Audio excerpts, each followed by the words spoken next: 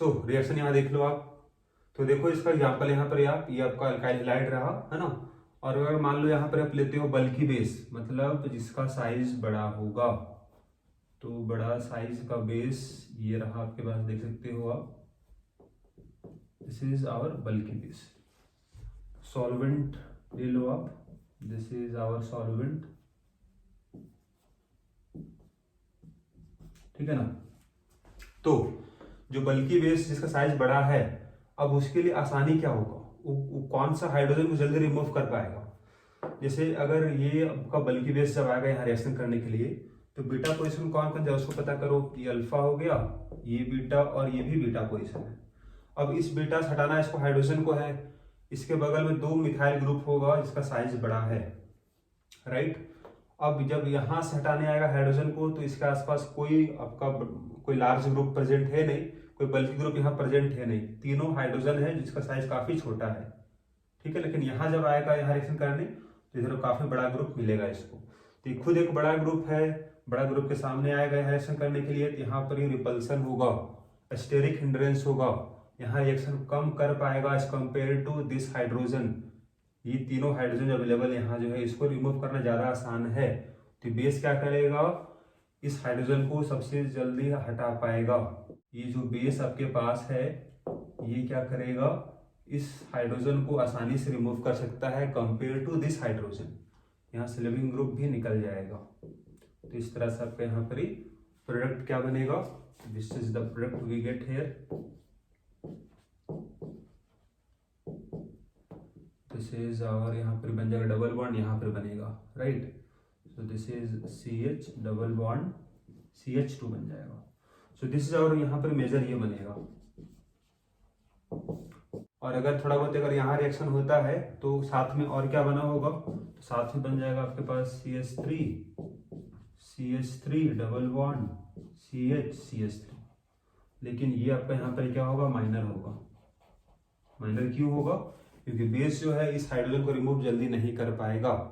Remove कर पाएगा जल्दी किसको, जहां पर ये बल्की ग्रुप नहीं है आसपास, ठीक है, जहां पर स्टेरिक हिंड्रेंस कम है, तो वो साइड में ही होगा। इसीलिए बनेगा आपका less substituted alkene, less alkylated alkene यहाँ मेजर बनेगा। चलो नेक्स्ट यहाँ ये भी देख लो आप कि अगर वीक लिविंग ग्रुप हुआ, जैसे मान लेते हैं कुछ इस तरह का, सपोज यहाँ पर फ्लोरीन वीक लिविंग ग्रुप था और यहाँ पर सपोज CH3 था, ठीक है, H, यहाँ पर H है, यहाँ पर CH3, यहाँ पर CH3, राइट।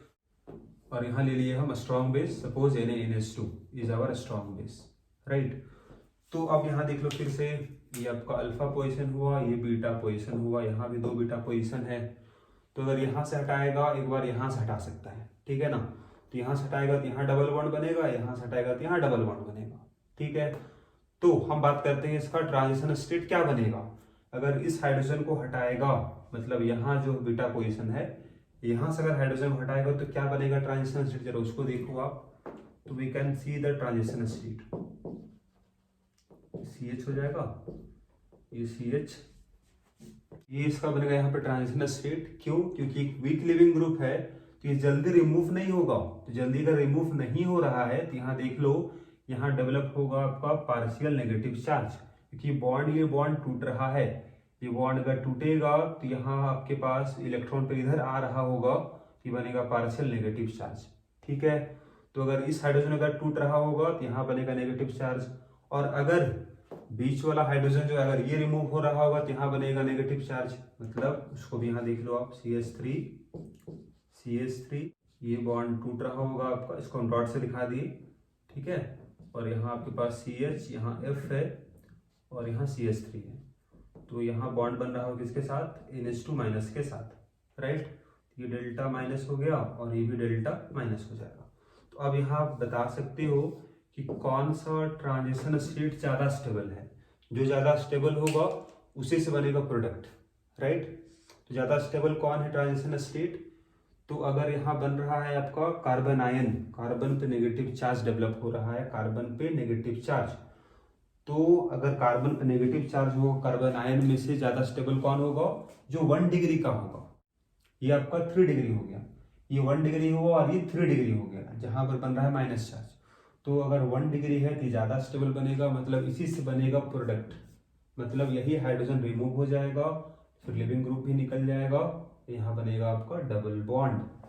तो प्रोडक्ट क्या बनेगा, दिस इज, तो बन जाएगा CH3, दिस इज, यहाँ पे CH3 है और ये CH डबल बॉन्ड CH2 बन जाएगा। So this is our major product. ऐसा क्यों हुआ, क्योंकि यहाँ पर वीक लिविंग ग्रुप प्रेजेंट था, इसीलिए ऐसा ट्रांजिशन स्टेट बनेगा, राइट। तो because of weak leaving group आपका यहाँ पर लेस अल्काइलेटेड अल्कीन आपका यहाँ पर मेजर बन जाएगा, ठीक है। फिर यहाँ नेक्स्ट बात कर लेते हैं हम लोग फैक्टर्स अफेक्टिंग E2 रिएक्शन, ठीक है, factor affecting rate of E2 reaction, ठीक है ना। क्या बोलोगे आप, अगर हम बात करें आपका स्ट्रक्चर ऑफ हैलोअल्कीन, है ना, तो क्या बोलोगे कि 3 डिग्री हैलोअल्कीन अगर होगा तो ज्यादा होगा rate of reaction compare to 2 degree haloalkene compare to 1 degree haloalkene, ठीक है। कारण क्या होगा, फिर वही कारण होगा, because of formation of more stable alkene according to Saytzeff rule, ठीक है। अगर 3 डिग्री का होगा तो ज्यादा स्टेबल बना पाएगा आपका अल्कीन, राइट। सेकंड क्या होगा, बेटर अगर लिविंग ग्रुप हुआ, बेटर लिविंग ग्रुप अगर हुआ तो ज्यादा होगा रेट ऑफ E2 रिएक्शन। जैसे अगर मान लो अगर RF है, RCl है, RBr होगा और RI होगा, तो आयोडीन एक अच्छा लिविंग ग्रुप है, तो रेट ऑफ E2 रिएक्शन ज्यादा होगा, राइट। फिर थर्ड पॉइंट हो जाएगा concentration and nature of base. तो बेस पे डिपेंड करेगा, अभी हम बताए थे रेट ऑफ रिएक्शन जो है डिपेंड करेगा हैलोअल्कीन पर भी, साथ ही डिपेंड करेगा बेस पर, दोनों पे ही डिपेंड करेगा। तो कंसंट्रेशन अगर बढ़ेगा बेस का तो रेट ऑफ रिएक्शन भी बढ़ेगा, साथ ही जितना स्ट्रांग बेस होगा उतना जल्दी रिएक्शन करेगा E2 रिएक्शन में, तो बढ़ेगा रेट ऑफ रिएक्शन, ठीक है। दोनों पे ही डिपेंड करेगा, कंसंट्रेशन पे भी डिपेंड करेगा और नेचर पे भी डिपेंड करेगा, राइट। नेक्स्ट हम कंपेयर कर लेते हैं आपका E1 और E2 रिएक्शन, ठीक है।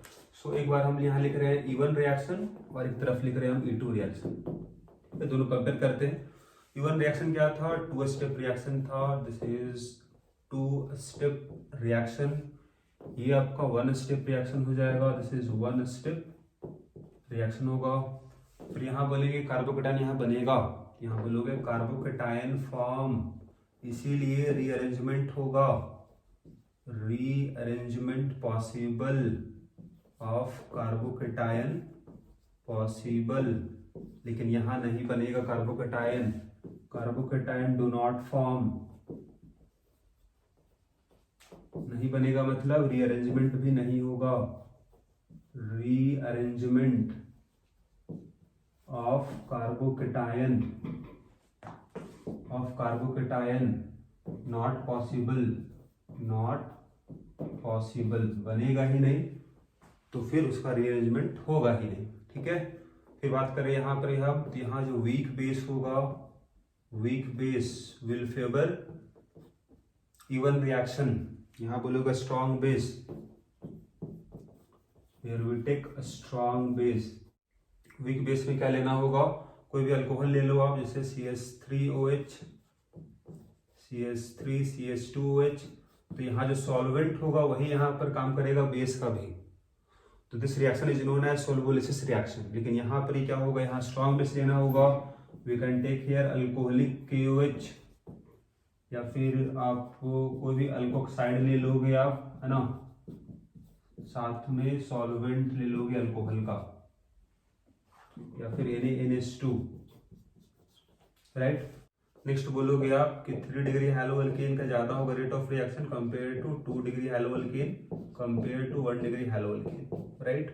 फिर यहाँ नेक्स्ट पॉइंट बोलोगे, यहाँ भी सेम होगा, 3 डिग्री हैलोअल्केन का ज्यादा होगा rate of reaction compare to 2 degree haloalkane compare to 1 degree haloalkane, right.